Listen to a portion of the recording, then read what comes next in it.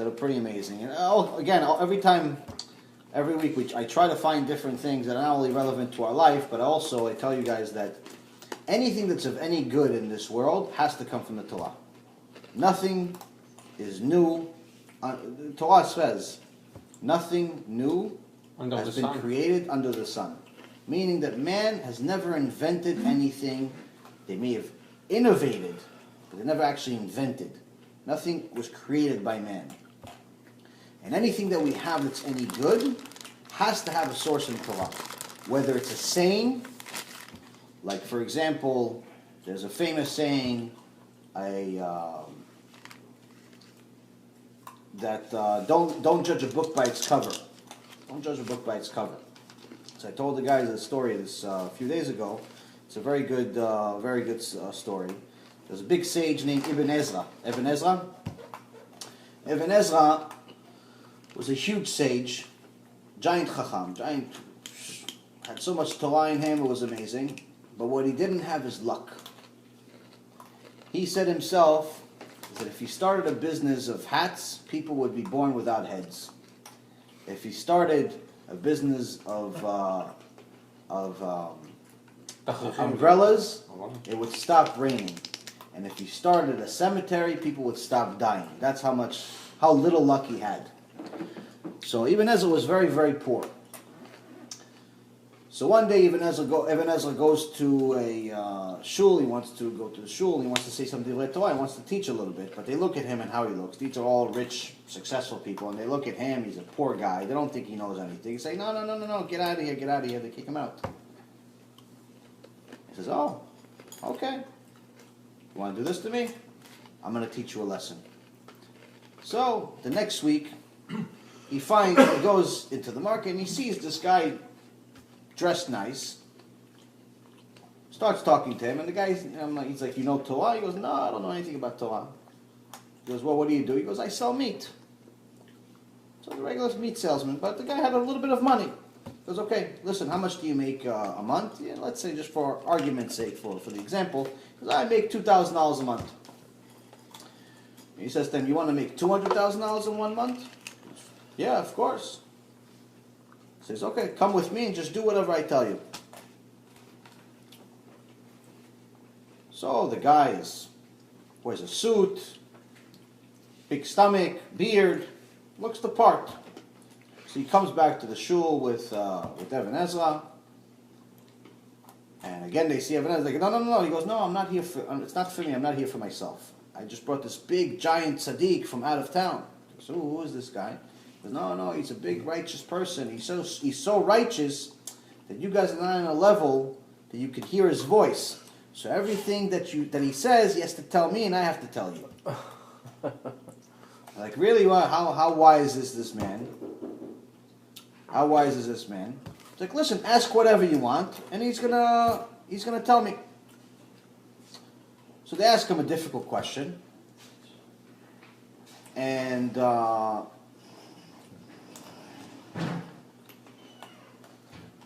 he reaches out to the meat seller.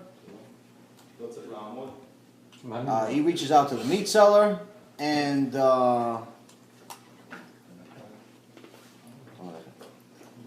he reaches out to the meat seller.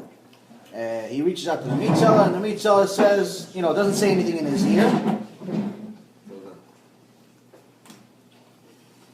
And Ibn Ezra obviously knows the answer. He tells him the answer. Yeah, get the. Do you have the chairs?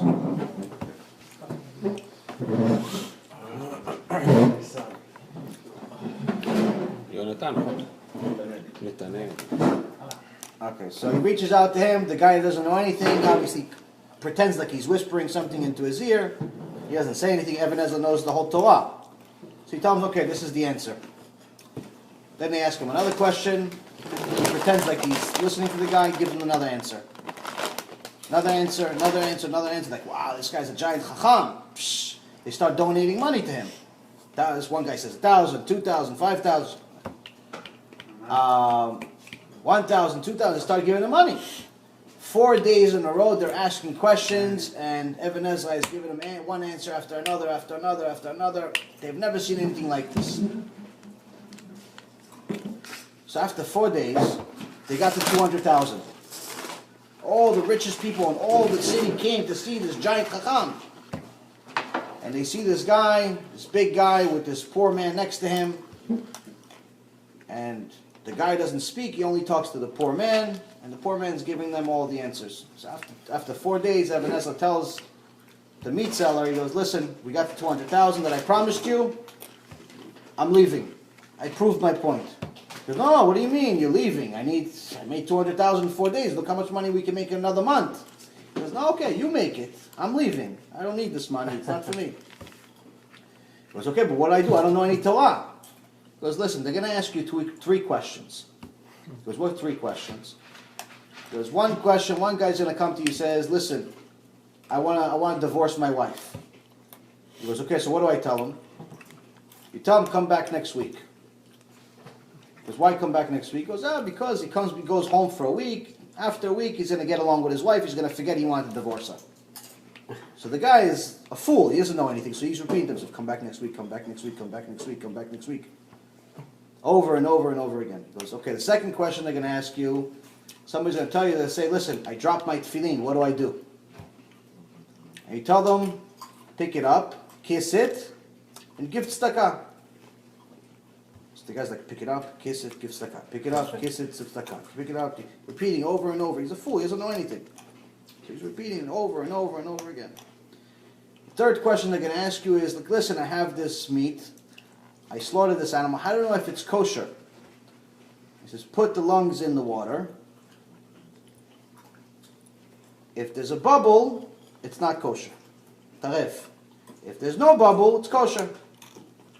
Put it in the water. If there's a bubble, it's kosher. If it's not a bubble, it's not kosher. He repeats it over and over and over again. Okay, Even Ezra says, okay, I'm leaving. Goodbye.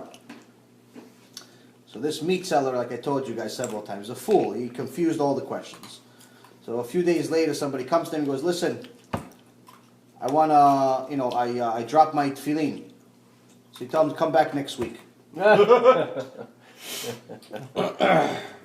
guy comes to him and says, listen, I have meat. How do I know it's kosher? He goes, pick it up, kiss it, and give tzedakah. Instead of put it in the water. And another guy says, listen, I want to divorce my wife. He goes, put her in the water. If there's bubbles, there's no divorce. Completely confused it. So obviously these people thought, what is this guy? This guy's crazy. He doesn't know anything. So they go after, they start to get, what do you know? They kick him out. They go find Even Ezra. Like, what did you do? What did you send us over here? This guy doesn't know anything. He goes, he doesn't know anything all of a sudden. When I was there, you asked him all the questions, he gave you the answers. Because you saw he's dressed nice, but it was really me who gave you the answers, the guy that's poor. He says, so he teaches us a very, very famous quote that became that quote that I just told you guys. He says, don't look at the jar, look at what's inside it. So modern people changed the verse a little bit, and they said, don't look at a book, don't judge a book by its cover. But it means the same thing. Showing us that anything that's any good, anything that's any wise, has to come from Torah.